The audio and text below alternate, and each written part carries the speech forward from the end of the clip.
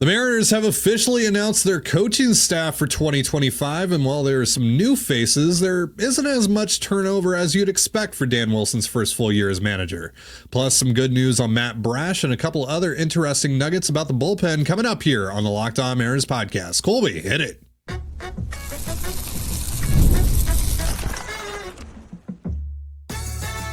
You are Locked On Mariners, your daily Seattle Mariners podcast. Part of the Locked On Podcast Network, your team every day. Ahoy, sailors. It is Wednesday, November 27th, 2024. This is Ty Gonzalez and Colby Patnode for the Locked On Mariners podcast, part of the Locked On Podcast Network, your team every day. We're going to be talking about the Mariners 2025 coaching staff on today's episode. That was formally announced yesterday by the team. Plus, Adam Jude of the Seattle Times dropped an article this morning with a bunch of interesting info about the bullpen, so we'll get into that as well. But before we do, shout out to our title sponsor today, FanDuel. New customers can place a $5 bet and you'll get started with $150 in bonus bets if you win your first $5 bet. Visit FanDuel.com to get started. And if you want to hear from me and Colby even more and help support the show, check out our Patreon. All you have to do is click the link in the description of this episode. So, we had been waiting for this for a while now, but we officially have an announcement from the Mariners as of yesterday. 2025 coaching staff has been finalized. We were wondering, Colby and I, how much turnover there would be on this staff with Dan Wilson heading into his first full year as manager. Ryan Divish had put it out there when he was on the Sea Level podcast with our friend Ben Ranieri a few weeks back that he wasn't actually expecting that many changes. We talked about that on the show a little while ago. But it seems like that's the case. Not too many new faces. There is quite a bit of change on the staff, but it's mostly guys switching roles more than new guys coming in. So let's go over all the changes here that were announced by the Mariners yesterday. Manny Acta, in his 10th year on the Mariners staff, is transitioning to bench coach. He is no longer the third base coach because Christopher Negron is now the third base coach, transitioning over from first base coach, and that is because Eric Young Jr. is now the first base coach in Seattle. Eric Young had been with the Rainiers as their first base coach, I believe, back in 2021. Then he joined the Nationals in that same role in 2022 and 2023. I believe he took 2024 off, but now he's back into coaching here with the Mariners Major League staff. The big one here, though, we were wondering, is Edgar Martinez going to be part of this thing? In what capacity is he going to be part of this thing? He is part of the staff, but in a different role. He is now the senior director of hitting strategy. And it seems like he will be with the team when they are in Seattle. Doesn't seem like he's going to travel that much. So we'll see if maybe he travels a little bit with the team, maybe like on West Coast trips, who knows. But that's as expected, as had been speculated here over the last few weeks. So taking over as hitting coach, the Mariners still needed an official hitting coach in their dugout on a game-to-game basis. It's Kevin Seitzer, who had served as the Braves hitting coach for the last few years. He was not retained by the Braves, despite having 1 year left on his contract this offseason. The Braves were pretty much middle of the pack. Every category. They did post the 9th highest K rate in all of baseball, but of course they did that without Ronald Acuna Jr. for a good portion of the year as well. Seitzer brings over his assistant hitting coach as well to serve in the same role, Bobby Magallanes, who is widely regarded as one of just the good people in baseball. And Seitzer is someone that has a really good reputation around the league as well. I know like Raul Ibanez credits him with helping him in kind of the midpoint of his career. So, so that's, and also Lewis Boyd is now the Major League Field Coordinator. He was the manager of the Aqua Sox back in 2019 and I believe 2021. Not completely sure about that. He had been serving as the minor league field coordinator for the Mariners the last couple of years, though. And he's taken over for Carson Vitale, who has joined the Marlins coaching staff as their bench coach. So yeah, that's it for the changes. Tony Armrich is back as the bullpen coach and catching instructor. Trent Blank is back as major league coach and director of pitching strategy. Danny Farquhar is back as the assistant pitching coach and pitching strategist. Perry Hill is back as the infield coach. Pete Woodworth, which is the biggest one here, is back as the pitching coach for the Mariners as well. So, yeah. What do you think here, Colby? Like some turnover, but mostly just guys kind of switching roles here. Still a bit surprised by that there just wasn't a complete overhaul of the staff with Wilson now at the helm. Yeah, there was some turnover, certainly, but largely the coaching staff looks exactly how it did last August and September. So that's a little unusual. Usually when you bring in a new manager, they bring in their own guys, right? And they kind of build their own coaching staff. And so it's a little bit of a weird thing here because it does lead to speculation. Like, does Dan Wilson just not have a network big enough to bring in his own guys?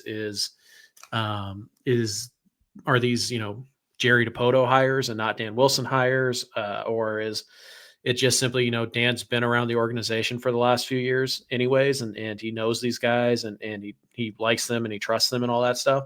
It also opens up questions like, well, I mean, like, did Scott Service just take the arrows for the rest of his terrible coaching staff and the Mariners are bringing them all back? Or is there something about Scott that we don't know about that made him a bigger issue than we thought? So I don't know. It just, when you have this little of turnover, and it's about half the staff got turned over, but again, same pitching coach. I mean, just reshuffling about, three or four guys. 4 new faces. And the rest are the same. Some of them, again, in different roles, but overall, it's pretty much the same.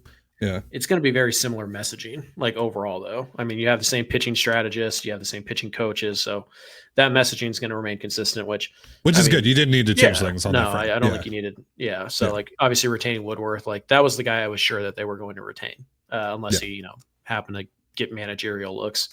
And it's interesting to Grown. Going to be a manager someday, very clearly. He is. He was apparently a finalist for the White Sox job. Right.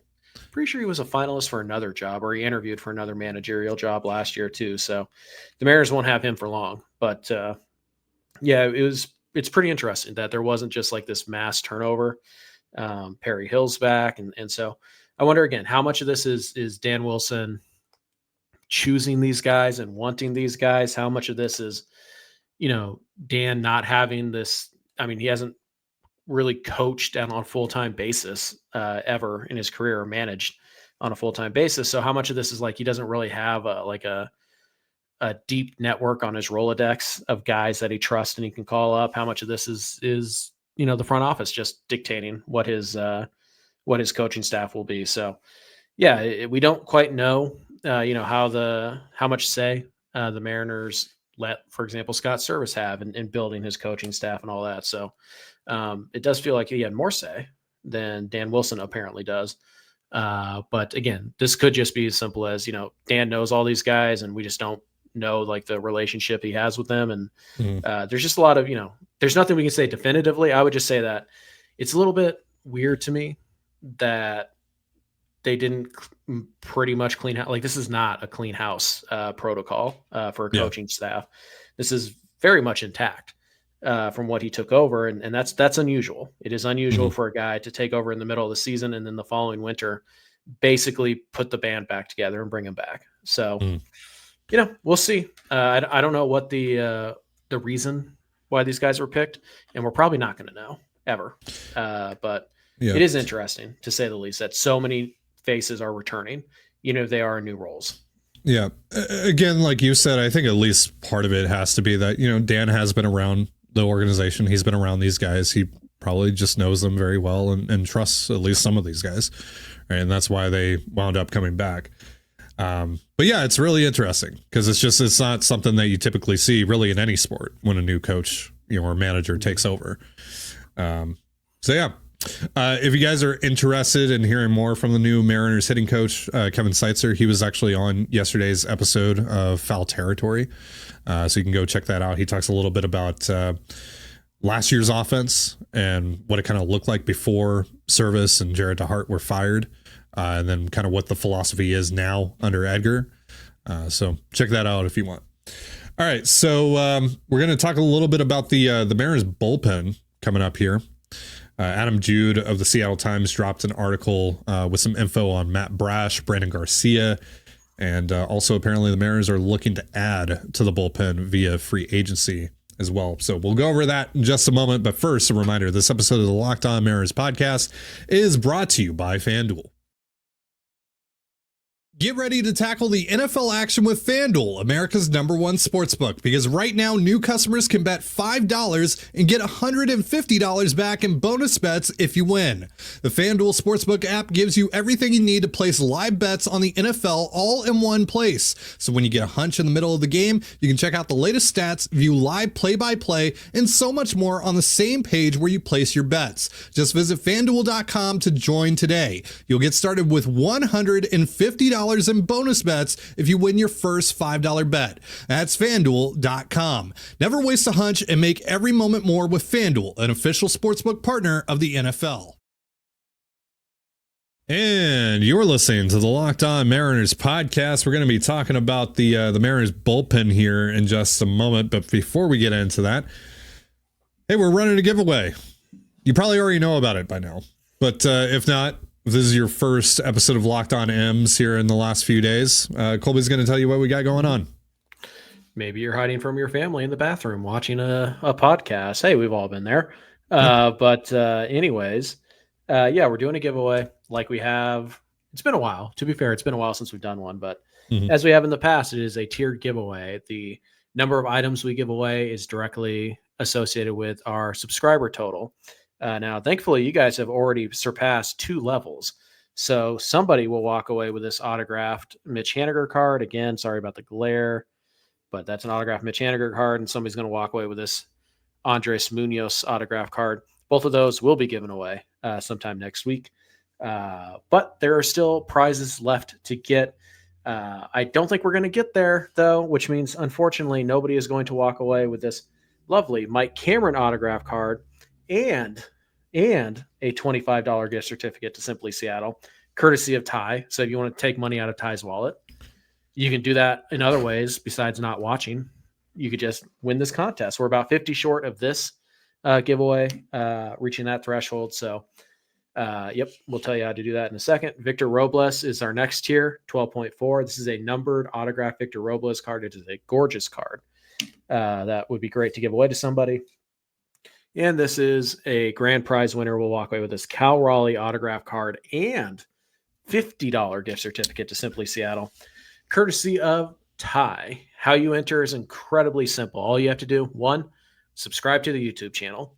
Even if you think you are, double check. Just make sure, because you have to be subscribed to win. Yep. And number 2, leave a comment on any of the videos we posted last week or this week. Only 2 videos left this week. We have today and we have Friday. We are not recording tomorrow unless the Mariners do something really cool. But we're probably not recording tomorrow.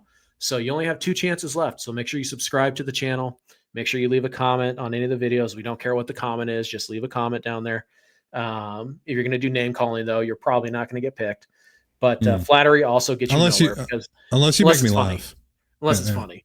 Yeah. Flattery gets you nowhere. It is literally a random selection.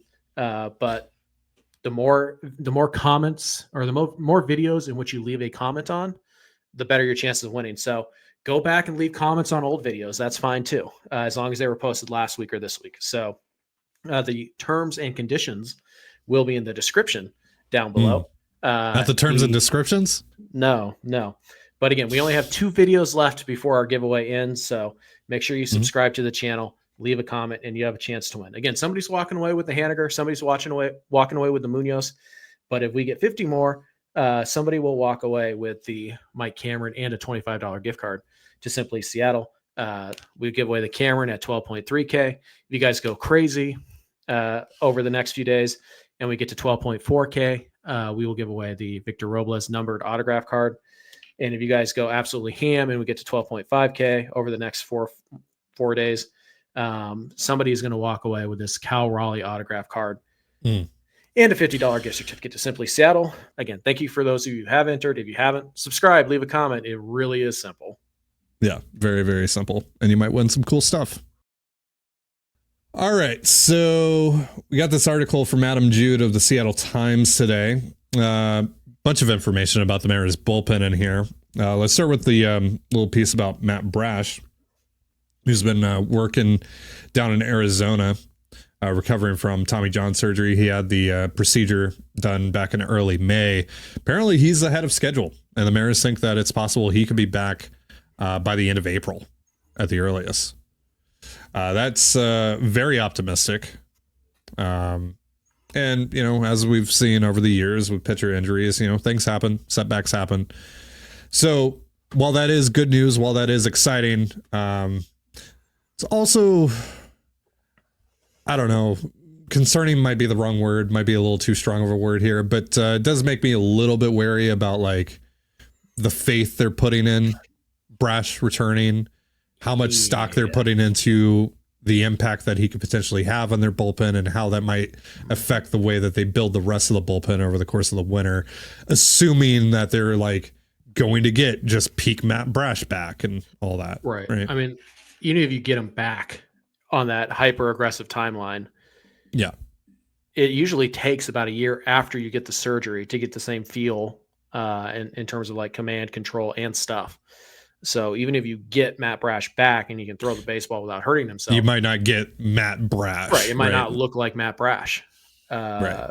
The correct way for the Mariners to handle this situation is to assume and build your bullpen out like you're getting 0 innings from Matt Brash this year. Not that you might get 4 months of Brash. It's that you're getting 0 months of Matt Brash, and you let Brash, whatever version of him you get this year, and whenever you get him, he is the bonus. Right. That's how you should build this thing. But I'm with you. I'm a little concerned they're going to look at that and be like, oh, we have a high leverage arm. He's just sitting down there in Tacoma until like May 8th. And then all of a sudden it turns into like, okay, well, you know, that was a little aggressive. It was always a little aggressive. It hasn't been a full year yet. So yeah, they're like, we'll shoot June 1. And then June 1 becomes June 15. And then June 15 becomes the All-Star break. And then the All-Star break becomes August. And all of a sudden, you just went 4 months without a guy you were counting on at the end of April. And well, the Mariners are smarter than that. The baseball people are smarter than that. They're also a little bit handcuffed. So they might take this shot and look at it and be like, yeah, let's have one of our shots be that we don't spend big money in the bullpen and we just count on Matt Brash to come back early and also be awesome right away. And that's the wrong way to approach this, but I'm with you. I do fear that they might take that route because they may not feel like they have another option or two. So we'll see. But I thought the same thing when I read that. I was like, if they build this thing thinking they're going to have prime Matt Brash for 5 months, they're stupid. So I was not actually excited to, like a lot of people like, oh man, Brash. And I was like, oh, I'm excited for Matt Brash, and I love Matt Brash. Sure. He's like one of my favorite pitchers to watch it in baseball. But yeah, and I'm excited for him, you know, the person to be able to get back on the mound and all that. But yeah, no, there is a little bit of a wariness that comes with that. That maybe the Mariners put too much stock into, you know, hey, we're just going to get Brash back, and he's going to be the same guy, and you know, we're just going to be off and rolling, right? So just think about what they went through with Santos last year, and that wasn't Tommy John. Yeah. So I mean, it went from, well, he might be he'll probably miss opening day, but a couple weeks after that, and it turned to him making his debut, in June, and then going back on the IL for like 8 more weeks. Like they only got 8 games out of Santos. That's about what they should expect from Matt Brash. That's how they should approach this offseason. Right. Does sound like they'll get more, but yeah, you never know. All right. So on that note, though, Jude did mention that they are looking at free agent relievers, affordable free agent relievers, whatever that means, whatever tier of reliever that necessarily what's affordable for the Mariners puts them in. Yeah. So that could be anything, really. That could be like a $1 million guy like Austin Voth was last year. That could be Drew Pomeranz. It could be a $3 to $4 million guy like Ryan Stanek was last year, right? Yeah. So who knows? They did sign Drew Pomeranz to a minor league deal yesterday, per RM Lighton of Just Baseball, former Locked On podcast host. Mm-hmm. That's kind of interesting. Pomeranz hasn't thrown a major league pitch since 2021, though. He was recently in the Dodgers organization, threw about 8 or 9 innings with them in AAA this year. But obviously Pomeranz has 14, I believe, but yeah, whatever. Yeah. Pomeranz has been a pretty good reliever in the past, but again, dominant. He's 3 years removed from pitching in the big leagues, and he's 36 years old, so who knows. But the pile continues to grow in that regard with the minor league guys. Donis Medina, Junior Marte, now Drew Pomeranz. It's a really interesting group, and I'm sure they're going to add more guys to it as well over the next few months. But yeah, so I don't know. I feel like Paul Sewald's going to be a Mariner. Feels like it. Yeah. Now, Paul had some ridiculous statement about like how he wants to be a closer and he's proven he can close and that's how he wants to be treated on the open market. Paul, buddy. I know you're not stupid. I know you're not. Yeah. But what you just said was really stupid because the only team you're closing for in 2025 are the Chicago White Sox. Yeah, it's like the White Sox. It's the Rockies. It's teams like that. He's also said like he wants to go to a team that's going to help him get back to who he's been. And it's like those teams probably not going to help you do that. I'm just trying to figure out what team has access to a time machine. Probably the Dodgers would be your best bet. They seem to have everything. Yeah. Paul, I don't want to be that guy, but it does feel like you're losing the father time more so than anything else. Fastball velo's dropped a little bit.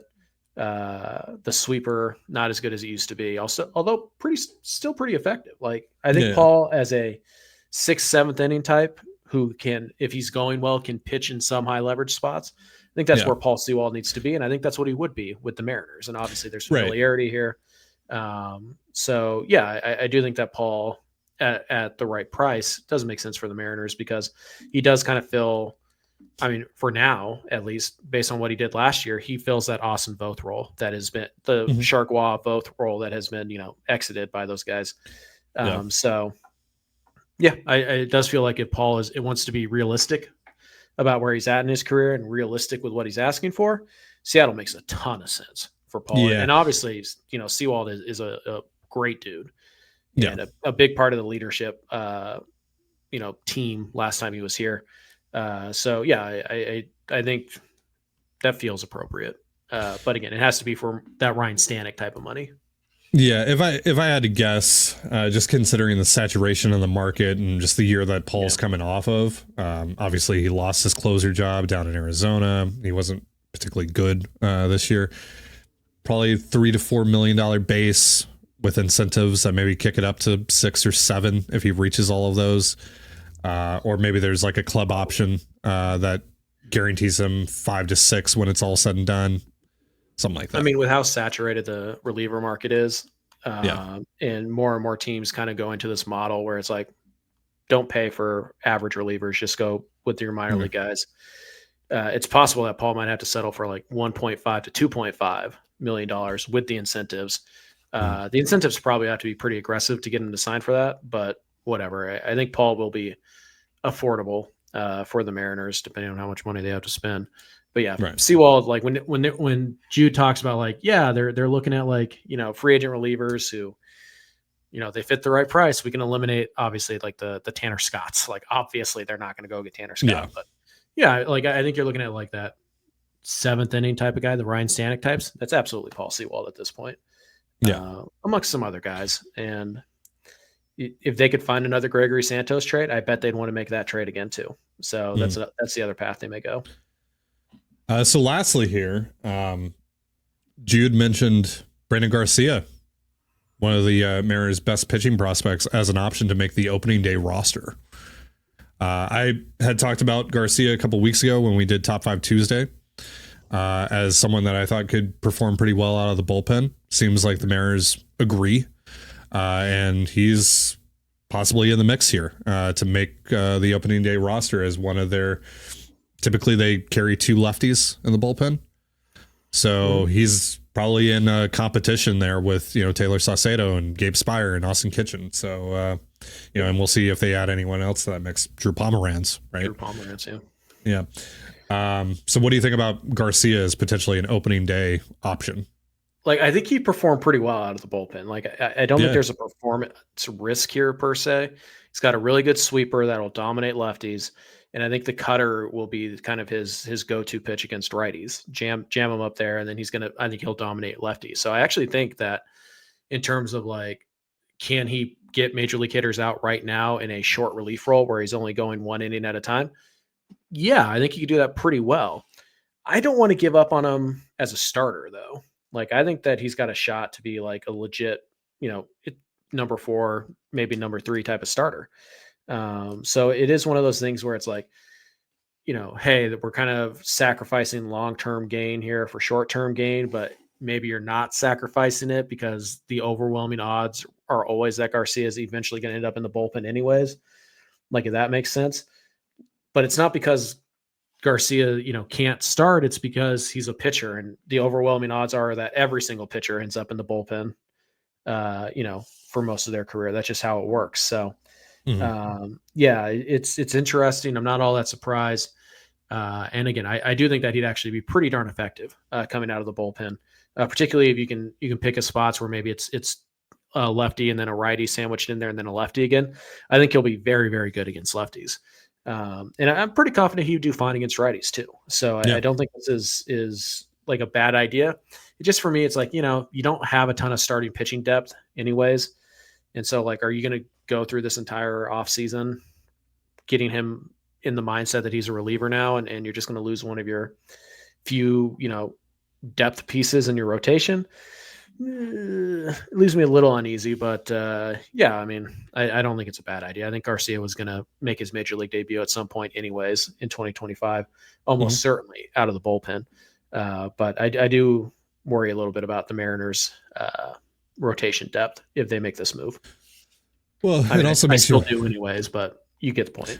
Well, it also makes you wonder about like what exactly the pecking order is in terms of like, if there's an injury in the rotation. I would assume Hancock is still the first guy, but after that, is Evans the second guy? Seems to be what this is indicating. Yeah. Was Garcia the second guy? Where does Morales fit into all this? So how fast do they think Senja can get to the majors? Senja, yeah. And then, obviously there's this whole Roki Sasaki thing, right? So yeah. Sure. So that's going to do it for our show. Thank you so much for joining us here on the Locked On Mariners podcast. For Colby Patnode, I'm Ty Gonzalez. Be sure to give us a follow on Twitter at @LO_Mariners. You can follow me at Ty Gonzalez and Colby at CPAT11. That's CPAT11. We're also on Blue Sky. You can follow me at TDG, Colby at MLB Colby, and the show at Locked On Mariners. Have yourself a beautiful baseball day, and we'll see you next time. Peace.